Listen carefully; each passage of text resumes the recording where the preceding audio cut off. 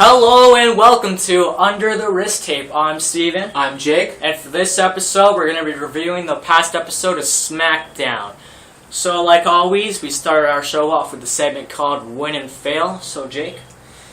My win is the new Superstars initiative, bringing in guys like Antonio Cesario, Ryback, even Darren Young and Titus O'Neil. Yeah. Smackdown needs some new blood to to make way for the new generation of superstars. They have a bunch of great talents down in Florida Championship Wrestling. Cassius Ohno, Seth Rollins, my personal favorite, Dean Ambrose. Which is, he's ready to come up to the main roster soon. Which is great. I can't wait to see this guy on the show.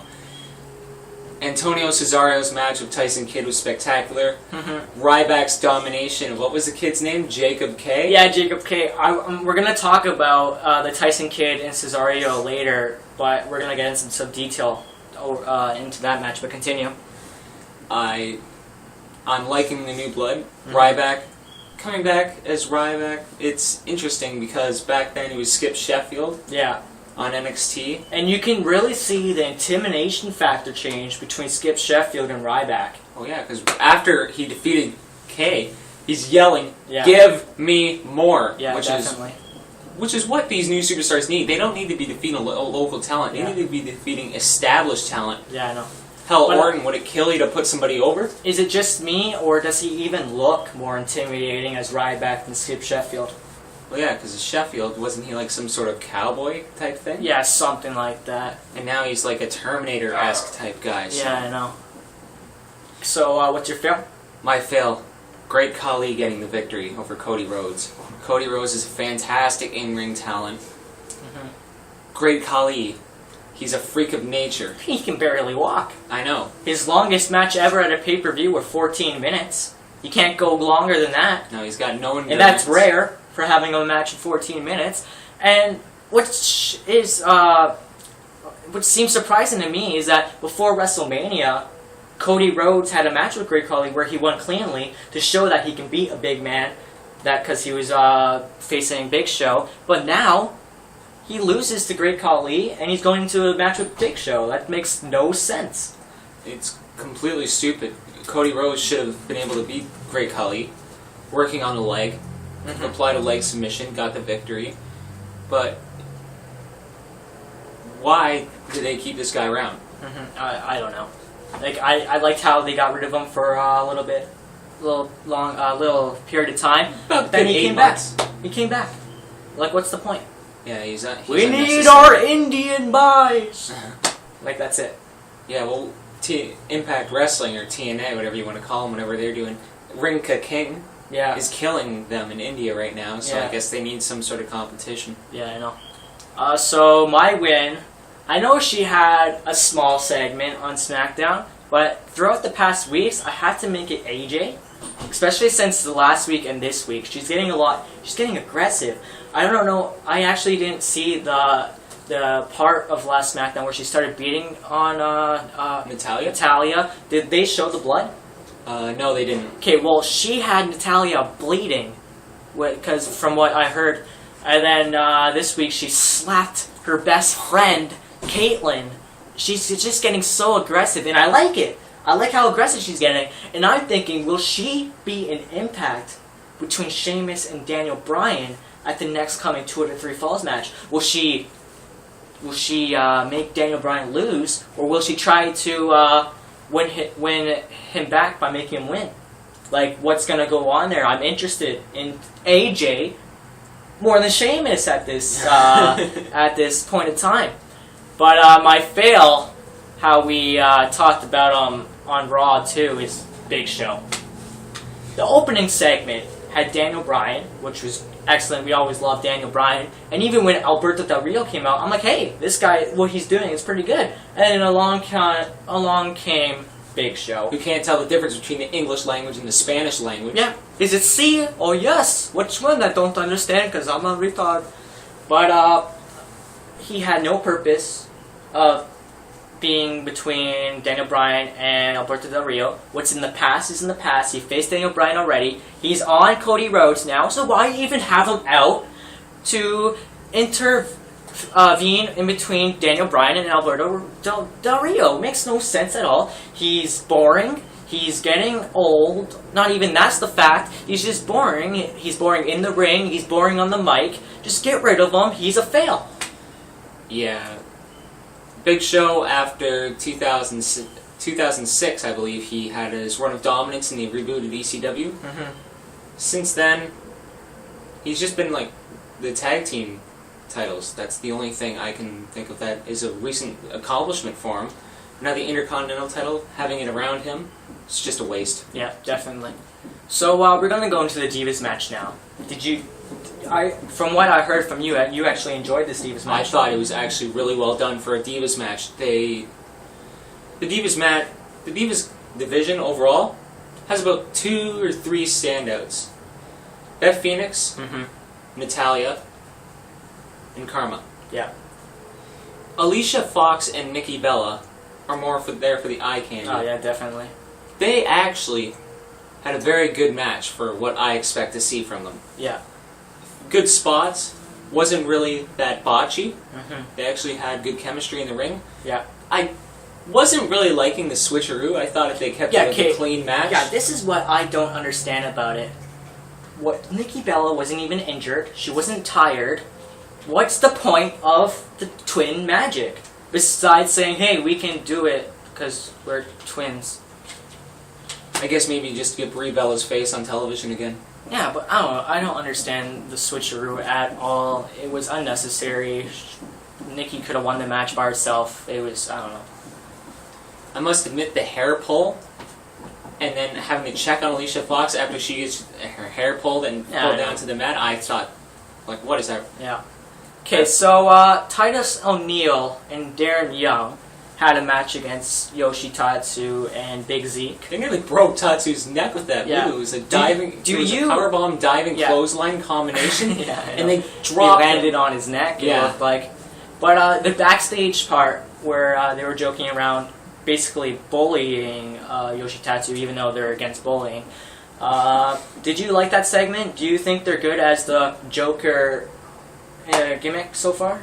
I thought the backstage segment with Titus O'Neil and Darren Young, it was funny for the first little part. Yeah, and then they kept on going on and on and on. It just got repetitive. And then Ezekiel Jackson, who I thought was dead. Yeah, I know. I haven't seen that guy in so Big long. Zeke, man? Yeah. Like, he destroyed the core. Yeah, the core, and then all of a sudden, bye-bye Big Zeke, you know? Hey, held the Intercontinental title for like 2 months and then...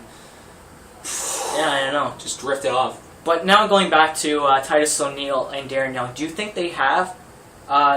do you think they're going to do great on the SmackDown roster? Do you think they're going to become something? I know they're not going to do well if they split up into as single wrestlers. Like, they could if they had a couple of years training. I've seen them on NXT. They're not that bad. But do you think as a tag team, they can at least get the tag team division going again? Do you think they're going to have some impact on SmackDown? Well, people who have watched the previous shows know that I have an appreciation for tag team wrestling. They could be a rejuvenating factor in the tag team division. Have them, maybe have, say, more people from FCW brought up to rejuvenate this tag team division. I find that they do have potential. I don't see them ever being like big main eventers, but I see them mid-card, good tag team division wrestlers. Okay, now we're going into Tyson Kidd versus Cesario. I'm not bringing down Cesario at all. He's a great wrestler. He's a good technician. He can beat you up too, you know? He's awesome. But what I don't like about the match is how Tyson Kidd is getting so underused. Because he's just like Dolph Ziggler. He can have a great match with anyone. He's a great technician. I think he's just... seriously, I can put him in my top 5 if he was a regular wrestler on SmackDown. But I just don't like how underused he is. But they use him to show new talents because he is a great wrestler. So why not use him for more regular matches? I don't understand how they underuse Tyson Kidd so much. It's because he's not 6'3", 265 and muscular. Yeah, that's basically the only reason, but so isn't Dolph Ziggler. Well, he's getting demoted recently, which is completely stupid. I think Dolph Ziggler and Tyson Kidd can be great superstars in the WWE, even though they're not, like you said, 6'3", freaking monsters, 500 pounds. Well, Cesaro is a big guy. Yeah. But he's well-rounded, he's agile, he's not one-dimensional. Mm-hmm. He's a technician, he's a brawler, Mm-hmm. and as a finishing move, the Gotch-style neutralizer, it's pretty much a cradle, face-first pile driver. Yeah, it was alright seeing that. It was okay. I actually thought he was going to do a pile driver. I'm like, a pile driver in WWE? And then he went to the face buster. I'm like, oh, okay. But, yeah, then after the match, Oksana plants Cesaro for a kiss right in front of Teddy Long. You know what? I'm glad they've taken this direction. I'm sick of seeing Teddy Long and Oksana. Some segments were pretty funny, but it just went on and on. It was going on since I've seen Smackdown in September, and it's still going on. I just always found those segments to be boring. Yeah. And way too cheesy. Yeah, definitely. So, and I also wanted to say something about that match, about the announcers. They seem to be announcing more about Teddy Long and Johnny Ace rather than the actual match. And you have two excellent wrestlers in the ring, but you decided to comment on Teddy Long and John Laurinaitis. It's the Michael Cole commentary system. I don't pay attention to the action in the ring. I don't understand it whatsoever. So, speaking of Michael Cole, he has an interview with Randy Orton, and you guys know how I think of the Kane and Randy Orton feud. I can care less about it. The interview, what, from my opinion, added no value to the already no value feud. I don't know, what's your opinion? I thought the only good thing about that segment was the video package they added. I thought they did a good job in the video package. Yeah. Going back to last year's match where after the match Kane shook Orton's hand. Yeah. And that led to him being downgraded from his monster role. You know what I thought was the only good thing about that interview? Surprisingly, Jinder Mahal coming out. And Randy Orton going, "You an announcer?" And he's like, "What? I'm the fastest rising superstar on the roster. I am no announcer." And he goes, boom, RKO. I thought it was pretty funny. And I thought that was the only good thing about that interview. It added no value into the feud, just a little funny segment at the end.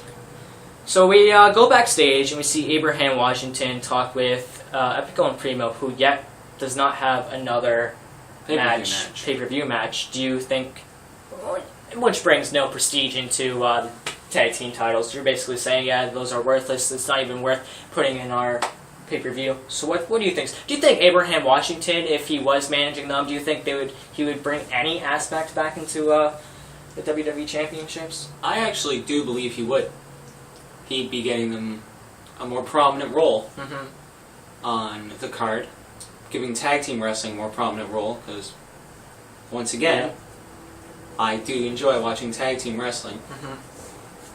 But yeah, Epico and Primo, they're a good team. Yeah. They just haven't been featured that much. Yeah, if you're going to start building up the tag team divisions, you got to at least put the tag team titles on the line at a pay-per-view, or else there's no use to putting up the tag team division anymore. That's really all I got to say about that, because it's really pissing me off, to be honest, how they underuse the tag team titles. It's ridiculous. So going back to Ryback, we talked about him a little bit, how intimidating he's getting. But don't you think that he should be facing roster superstars yet now? Absolutely. He's been facing jobbers, or local talents I should say, not jobbers, for so long. And the backstage superstars are going, oh, this guy's a beast. They're building him up. But he's facing, what, like, people that are our weights, my weights? He needs to start facing some established superstars. However, these main eventers are afraid to put somebody else over. Yeah. That's what they need every once in a while. They need a big upset to really put a guy on the map. What I actually wouldn't mind seeing, because there's 3 guys in the WWE right now who are undefeated. That's Brodus Clay. If you count his Funkasaurus gimmick and Ryback's Ryback gimmick, there's 3 people like that are undefeated. There's Brodus Clay, Lord Tensai, and Ryback. If you do not count their previous gimmicks on the show, they're undefeated so far. I would like to see them have a triple threat match, streak on the line, even though they're different brands. That would be kind of cool. That could be for the next 3-hour Raw. Yeah, maybe. And the last thing I want to cover is the Mark Henry versus Sheamus match. Sheamus wins against Mark Henry cleanly, And to me, that kind of upsets me. Because Mark Henry was such a dominant force the past couple of months as he was the World Heavyweight Championship, and him losing to Sheamus cleanly. Remember, I can't remember exactly what pay-per-view it was, but it was Mark Henry versus Sheamus, and Mark Henry threw him against the outside wall. SummerSlam 2011. Yeah, okay, it was SummerSlam. And he totally destroyed Sheamus, and now you have him beating him with a rope kick. The rope kick, the bicycle kick itself, yeah, it's a fantastic move. Yeah. I love it. Pushed way too much by Sheamus. It should not be a finisher, it should be a signature. Sheamus can't do the Celtic Cross anymore because he's facing these big guys. That's why they gotta get, like, even weights. I'd say maybe 300-pound maximum guys, so they can still do the lifting up moves. Yeah. But Sheamus is not really a striker. He is a brawler, Yeah.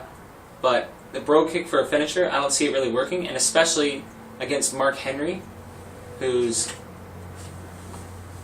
dominated. Yeah. What do you think of Mark Henry's recent matches? He's won against CM Punk a couple of weeks ago. Well, he didn't really win Yeah, against I know. Punk. It was But him losing to Sheamus cleanly just doesn't make sense to me right now. I don't know. It makes sense for the writers because they got to push him. Yeah, obviously Sheamus is the champion right now, but I can't see Sheamus winning cleanly to Mark Henry because of Mark Henry's past. Like, does he just go, oh man, I don't want to be dominant anymore? Like, you can't just have that. You can't have someone be so dominant, and then the next week they're like, you know what? I'm just going to be a mid-carder. Go ahead, pin me. I don't care anymore. Well, you should have, in the main event, if you have your champion wrestling, you should have an established mid-carder who has a chance of beating him, but the champion would obviously have. Yeah. Like, I would rather have Daniel Bryan interfere on that match again, because at least Mark Henry doesn't lose cleanly, but he still loses. Or, like, have Daniel Bryan come in and, or attack Sheamus so he wins by disqualification or something along those lines. Because I do not want to see Mark Henry lose cleanly right now. I agree with you on that one with Daniel Bryan running in and causing disqualification in the match. Because Mark Henry, he was pushed as some dominant guy for the back half of 2011. Yeah. And now look at him. Has he cleanly won a match? No, I don't think so. The last match I can think of was a countout against CM Punk, but even though that wasn't really that clean anyways. No. Well, we like to end our show with a segment called Ask the Biased Black Guy. So, Jake? Biased black guy? Who is your favorite WWE Hall of Famer? Ron Simmons. Well, that's all the time we have for this episode. I'm Steven. I'm Jake. And that was Under the Wrist Tape. Please support Daniel Bryan. Thank you.